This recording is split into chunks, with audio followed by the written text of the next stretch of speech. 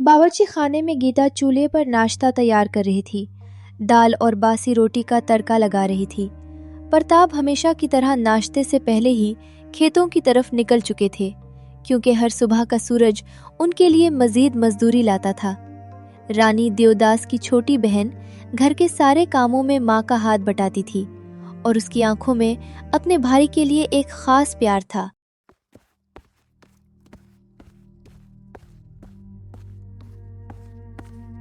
देवदास, मेरा लाल, उठ जाओ, बहुत देर हो गई है। देखो, बाहर तुम्हारा लंगोटिया यार रामू तुम्हारा इंतजार कर रहा है। माँ, बस 5 मिनट और। रात भर सूखे खेतों और कर्जों के सपने देखता रहा, नींद खुली ही नहीं। अरे, कर्जों का हिसाब बाद में करना, पहले नाश्ता कर ले। रामू आया है, वो तो अकेले नहीं करेगा। तुम्हारी दोस्त तुम्हारे बना एक लुकमा भी नहीं लेता। उठो। ठीक है अम्मा, मैं अभी आता हूँ, तुम जाओ।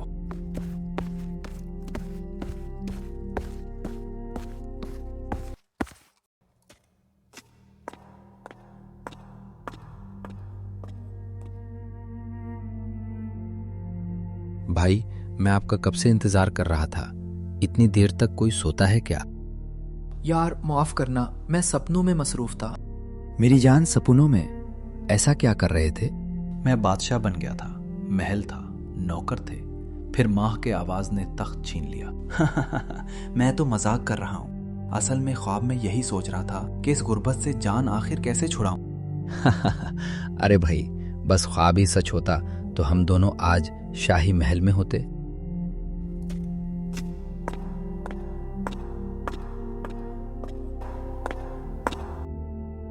भाई, ये ले लो, आप दोनों के लिए गर्मा गर्म चाय।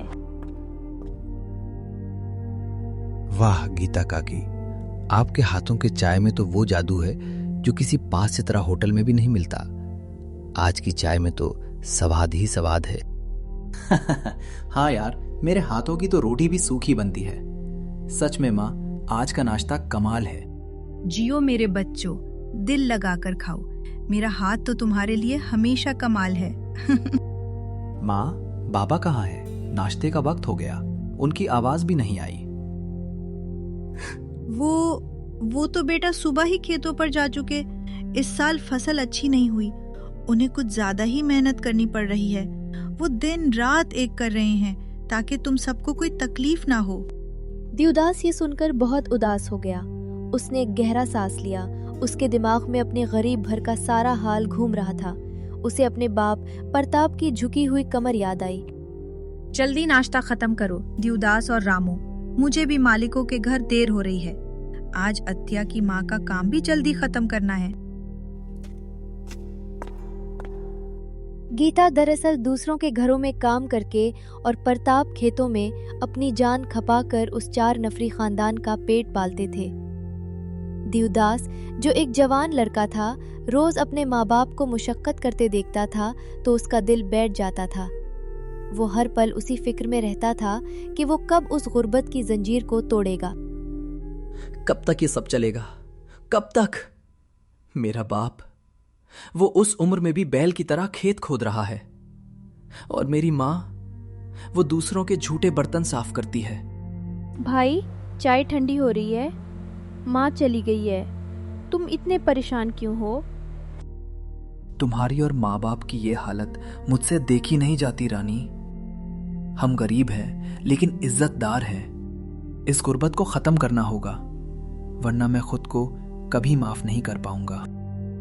अरे यार, हौसला रख, मैं हूं ना तेरे साथ। गुर्बत एक इम्तिहान है, लानत नहीं। हम मिलकर इससे निकलेंगे। ठीक है, चलो बाहर जाते हैं, कुछ काम ढूंढने। दोपहर का वक्त था। सूरज आसमान के बीचों बीच चमक रहा था। देवदास और रामू ने कोई काम ना मिलने के सबब गांव के बाहर जंगल में शिकार करने का फैसला किया। यार रामो, आज भी काम नहीं मिला, चलो जंगल में शिकार करने जाते हैं। हाँ यार, और कोई रास्ता भी तो नहीं। चलो किस्मत आजमा लेते हैं, शायद आज कुछ हाथ आ ही जाए। ठीक है, लेकिन तुम्हें अपने बाप की बंदूक लानी होगी।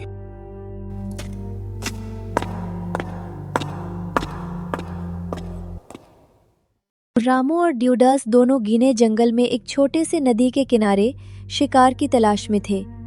कुछ देर बाद एक खूबसूरत परिंदा एक ऊंचे साल के दरख्त पर बैठा नजर आया। दोनों ने बड़ी एहतियात से उसे निशाना बनाया। निशाना मत चुकना देवदास, आज शाम को घर में उसी के गोश्त की खुशबू आनी चाहिए। फिक्र मत कर, मेरा निशाना कभी नहीं चौंकता। ये रहा। देवदास ने जैसे ही निशाना लगाया, परिंदा उड़ गया और दरख्तों की झाड़ियों के पीछे ओझल हो गया। दोनों हैरत ज़दा रह गए। अरे ये क्या किया? बच गया। आज भी खाली हाथ जाना पड़ेगा क्या? यार, लगता है किस्मत भी हमारा साथ नहीं दे रही। सारा दिन मारा मारा फिरे और फिर भी खाली हाथ। शिकार में हमारा मुस्तकबिल नहीं है देवदास। ये सब तो पेट भरने का वक्ती इंतजाम है। सोच, हमारे माँ बाप हैं, हमारी बहनें हैं, वो हमारा मुंह देख रही हैं। सही कहता है यार, बाबा की कमर झुक गई है और माँ के हाथों में गठे पड़ गए हैं। हमें कुछ और करना होगा रामू, कोई बड़ा काम जो इस गरीबी को हमेशा के लिए खत्म कर दे। हाँ, लेकिन क्या? शहर में ना हमारी कोई पहचान है, ना कोई तालीम। वापस चल। आज का दिन खराब गया, लेकिन हम हार नहीं मानेंगे।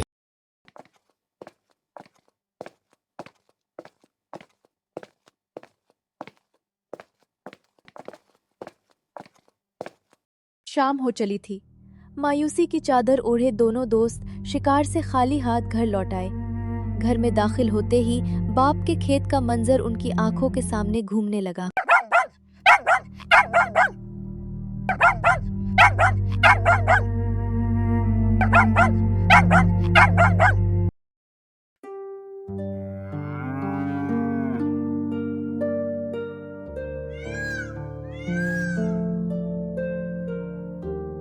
सुबह के वक्त प्रताप अपने सूखे खेत में काम कर रहा था। सितंबर का महीना था और फसलें पानी ना मिलने के सबब दम तोड़ रही थीं। जमीन की हालत देखकर वो बेहद परेशान था और मायूसी की बातें कर रहा था। उसकी मेहनत पूरी तरह रायगा हो चुकी थी। ऐ खुदा, ये मेरे साथ ही क्यों? सारी जिंदगी मेहनत की, फिर भी खेत ने कुछ ना दिया। अब गीता और बच्चों का क्या होगा? कैसे जिएंगे? प्रताप की नजरें गांव के सबसे बड़े जमींदार ठाकर देवी सिंह की हवेली की तरफ उठीं। ये गांव का सबसे अमीर और ताकतवर शख्स था जो गरीबों का इस्तेहसाल करता था। प्रताप को अचानक एक ख्याल आया जो उसके लिए एक मजबूरी भी था। घर के हालात बहुत खराब हो चुके हैं। देवदास का भी कोई काम नहीं है। मेरे पास कोई दूसरा रास्ता नहीं है। मुझे ठाकर देवी सिंह से कर्ज लेना पड़ेगा, चाहे ब्याज कितना भी देना पड़े। यही आखिरी चारा है। प्रताप धीरे धीरे ठाकर देवी सिंह की हवेली की तरफ चला, जहां सिर्फ पैसे की ताकत चलती थी। हवेली के मजबूत लकड़ी के दरवाजे पर ठाकर का सिक्योरिटी गार्ड बंतू खड़ा था। बिंटू भाई, ठाकर साहब से मिलना है। तुम ठाकर साहब से मिलने आए हो? तुम बेचारे तो हमेशा बस कुछ मांगने ही आते हो प्रताप। खैर, मैं जाकर पूछता हूँ।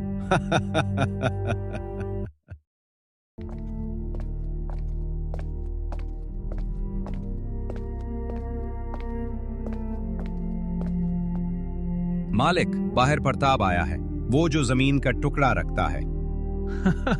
आने दो, मुझे इसकी बू आती है, वही पुरानी गुर्बत और मजबूरी की बू।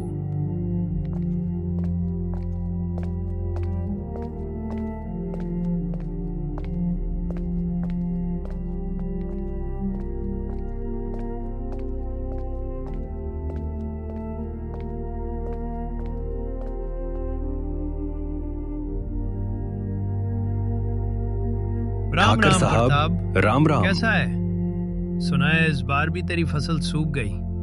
बड़ा बदनसीब है तो। ठाकर साहब, मजबूरी है। घर के हालात खराब हैं। देवदास भी काम की तलाश में है, लेकिन कुछ मिल नहीं रहा। आपसे थोड़ा कर्ज चाहिए था। कर्ज? हाँ, मैं तो गरीबों का सहारा हूँ, लेकिन कर्ज वापस करना पड़ता है, और ब्याज भी।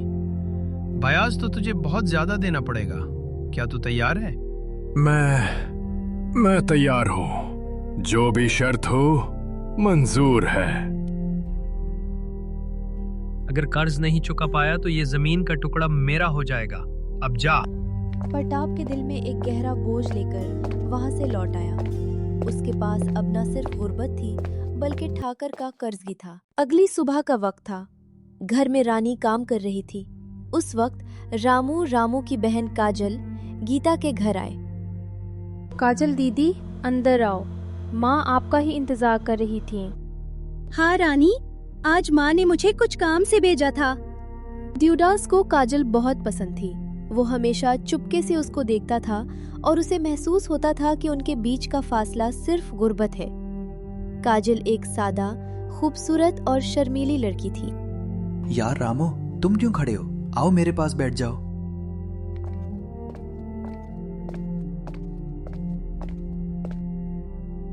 यार रामो, काजल को देख, वो कितनी प्यारी लगती है। हाँ भाई, कमाल की है। देवदास की छोटी बहन रानी रामू की दोस्त थी। वो अक्सर रामू के घर भी जाती। काजल और रानी बहनों की तरह बैठकर भाइयों के मुस्तकबिल के बारे में बात करती थीं। चलो काजल दीदी, दूसरे कमरे में चलते हैं। काजल दीदी, मेरा भाई देवदास आपको बहुत पसंद करता है। वो सिर्फ आपके बारे में बात करता है और आपका नाम सुनकर शर्मा जाता है। अरे तुम भी ना रानी, कुछ भी कहती हो। सच कह रही हूँ दीदी, एक दिन वो आपको अपनी दुल्हन बनाकर जरूर लाएगा। मैं तो बस उस दिन का इंतजार कर रही हूँ। घर में ऐसा माहौल था। दूसरी तरफ गीता रोज आदित्य के घर काम करने जाती थी, जहाँ वो सख्त बातें भी सुनती थी। गीता की हालत ऐसी हो जाती थी कि वो काम करते करते रो पड़ती। अरे गीता, कितनी देर लगाती हो? तुम गरीब लोग कब तक दूसरों के घरों में काम करती रहोगी? तुम्हारी तो किस्मत में ही यही है। गीता का दिल ये सब सुनकर टूट जाता था।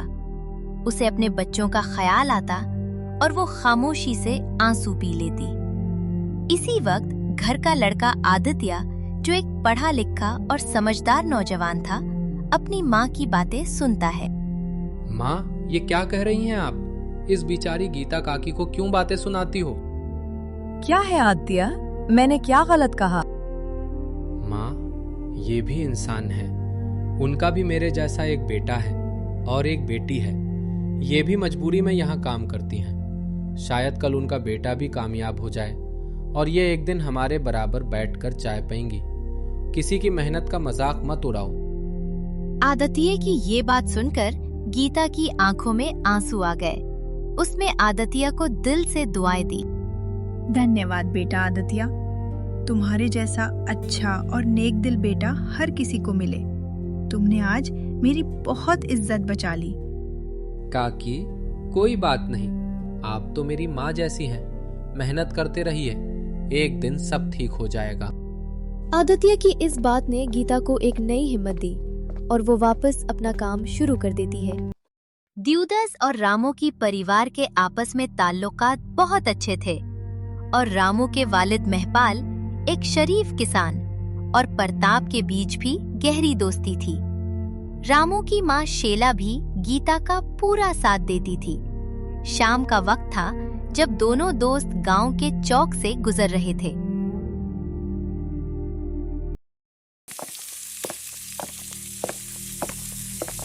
अरे देखो, दोनों बेकार मिल चुके हैं, रामू और देवदास। तुम्हारा कुछ नहीं बनेगा। सारी जिंदगी बस शिकार और माँ बाप के टुकड़ों पर जियोगे। बिल्कुल, दो बेकारों की जोड़ी जो गांव में सबसे गरीब और लाचार है। अपनी जबान संभाल कर बात कर।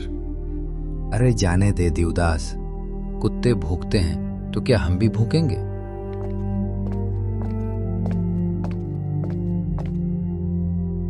वो दोनों आगे बढ़ने लगे तो गांव का एक और लड़का आगे आकर खड़ा हो गया। तुम दोनों बहुत बेकार हो और गरीब भी। कोई बड़ा काम करो। छोटी छोटी मेहनत में कुछ नहीं रखा। तुम गरीब हो, गरीब ही रहोगे। बस इतना कहना था, अब जाओ। ये बात देवदास और रामू के दिल पर तीर की तरह लगी। उन्हें महसूस हुआ कि सिर्फ रामू की फैमिली ही उनसे अच्छा सलूक करती है, वरना सारा गांव उन्हें गरीब और नाकाम समझता है। रात को देवदास ने सोने से पहले ये तय कर लिया था कि वो अब मजीद इस तरह की बातें नहीं सुनेगा। सुबह का वक्त था। प्रताप और गीता खेतों और काम के लिए जा चुके थे। रानी, मैं रामू के घर जा रहा हूँ। अरे भाई, नाश्ता तो कर लो। नहीं रानी, देर हो रही है।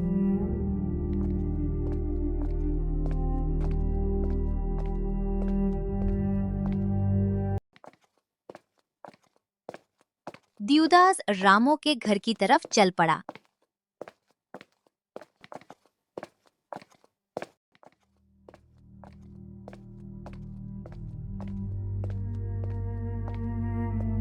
रामू, बाहर आओ।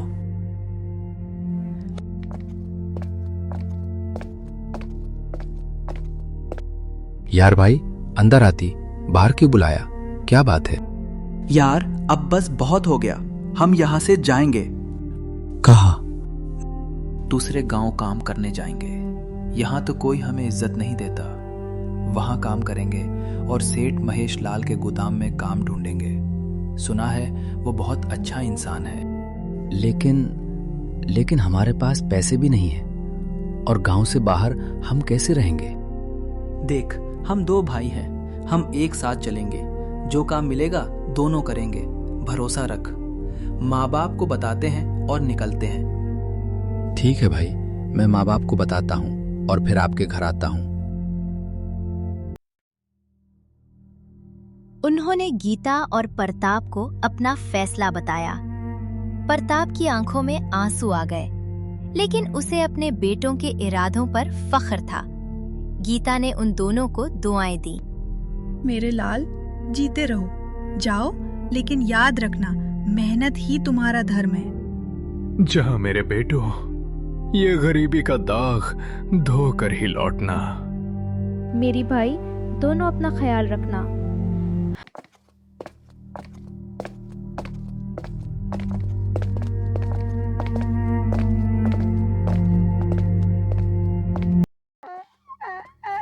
भाई, जब तक हम अपने उद्देश्य में सफल नहीं हो जाते, तब तक हम वापस गांव नहीं जाएंगे।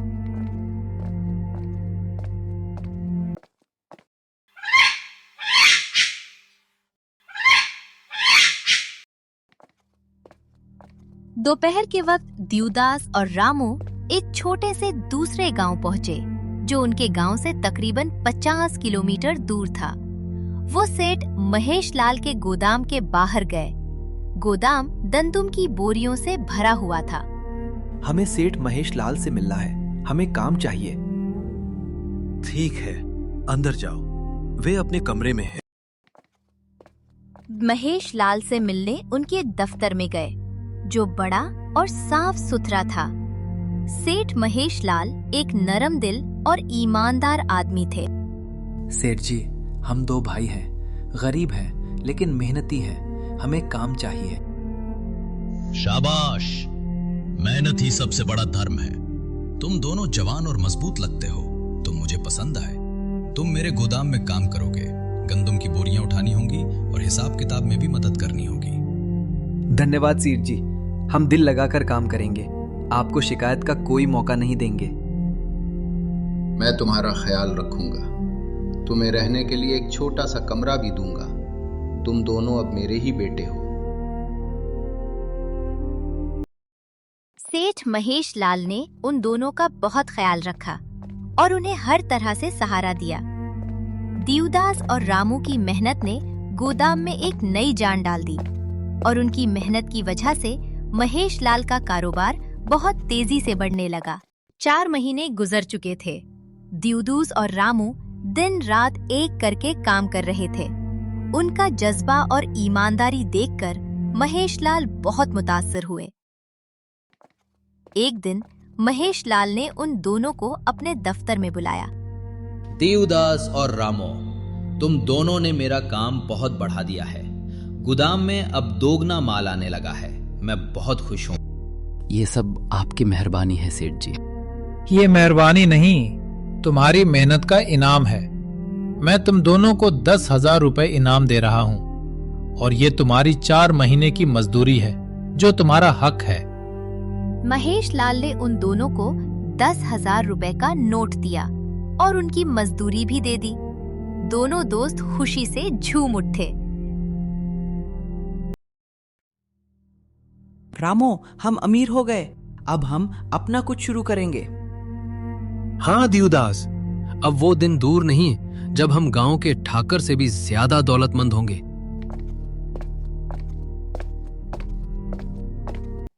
गांव लौटकर अगले ही दिन सुबह का वक्त था। दोनों ने सलाह मशवरा किया कि वो इन पैसों से क्या करेंगे।